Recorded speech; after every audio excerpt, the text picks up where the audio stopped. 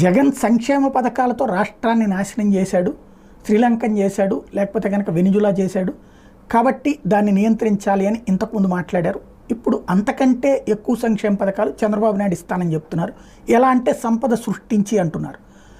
సంపద ఎట్లా సృష్టించబడుతుందంటే అమరావతి తయారు చేయడం వల్ల, లేకపోతే దుబారా ఖర్చు తగ్గించడం వల్ల అని చెప్తున్నారు. ఏది దుబారా ఏంటి అన్నటువంటి మనం చెప్పలేము. కాకపోతే అసలు రాష్ట్ర ఆర్థిక పరిస్థితి ఎట్లా ఉంది, ముందు దాని లెక్క ఒరిజినల్ ఫిగర్స్ చూద్దాం.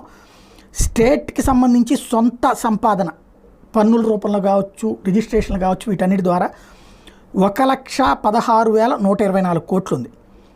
సెంట్రల్ ట్యాక్సెస్ 47,045 కోట్లు. అట్లాగే గ్రాంట్లు కేంద్ర ప్రభుత్వం నుంచి వచ్చేది 36,610 కోట్లు. అంటే 1,99,779 కోట్లు. ఇది ఓవరాల్గా ఉన్నటువంటి ఫిగర్. ఇకపోతే ఖర్చు పెడుతున్నటువంటిది చూస్తే శాలరీస్